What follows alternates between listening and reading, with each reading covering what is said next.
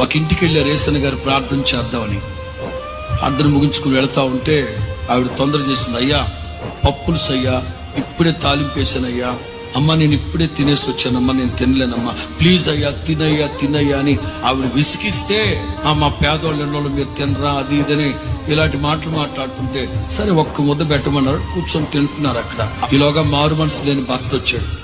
అరే చూడ్డానికి దున్నపోతులాగా ఉన్నావు, 10 ఇండ్లో అడక్క తిని తినకపోతే ఏదైనా పని చేసుకుని బతకచ్చుగా